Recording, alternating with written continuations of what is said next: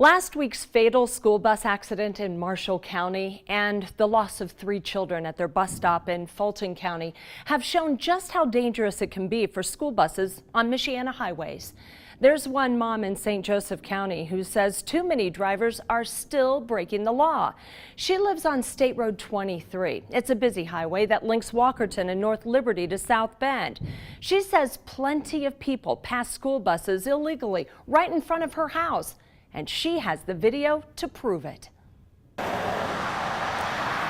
As Lynn Taylor's kids board their bus, State Road 23 is one busy highway. As soon as they get past Quinn Road and they see the straight stretch and they open it up, you can hear them hit the gas.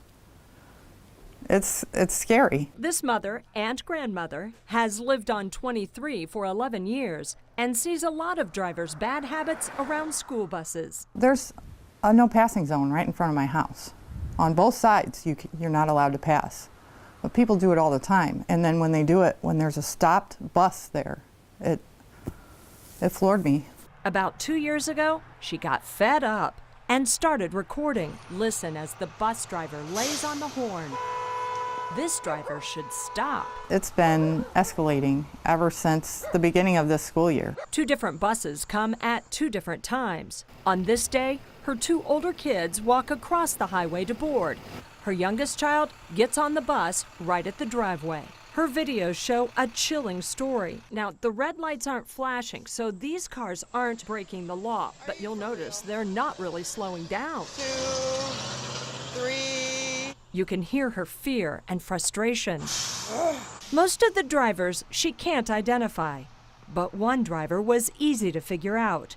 It happened on an icy morning 2 weeks ago. Listen as she tells her kids to stop. Wait, wait! A Great Lakes heating and cooling van seems to drive right through, although he did tap the brakes. Great Lakes. If he would have hit the brakes any harder, he might have slid into the bus or my kids or, something. She put the video on social media and contacted Great Lakes right away. Owner Mike Ritter admits it doesn't look good. You could see why she was angry.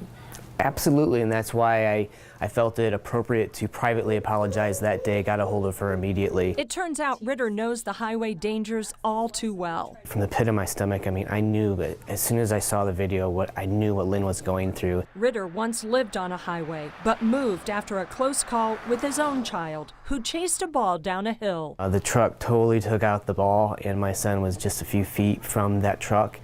We put our house up for sale immediately. Ritter has since met with Lynn on a number of occasions as he tries to find a way to make amends and make the community more aware of school buses. We need to be ultra aware of buses and where they're stopping and make sure we give plenty of time for ourselves to stop. He's offering these yard signs for free to anyone in the community who wants one. My driver should have tried to slow down much sooner, and all we can do from here is continue to educate everybody, both my team and hopefully others in the community as well. It made me feel at that moment that somebody actually cares about my kids, too.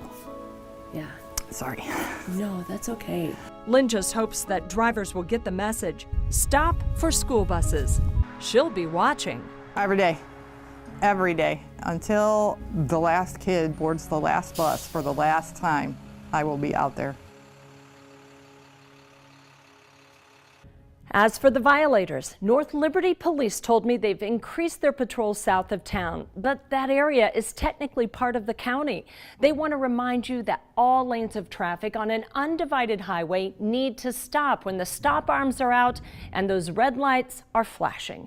After we recorded our interview with Lynn, we learned some good news. The John Glenn Transportation Director contacted her to let her know that all of her kids will be picked up curbside. In other words, her children won't have to cross the highway. And they told me they're working to reroute all of their highway pickups and drop-offs.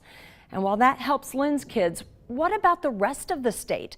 Curbside drop-off and pickup is the focus of a petition by a Rochester mother that we featured in our special report last month. I've been talking with lawmakers about highway school bus requirements, plus potential stop arm camera legislation. You'll find links to the petition and how to contact lawmakers by going to our website and clicking on this story. I'll have the latest developments in my next installment of Never Again, Preventing Bus Stop Tragedies. Stay tuned.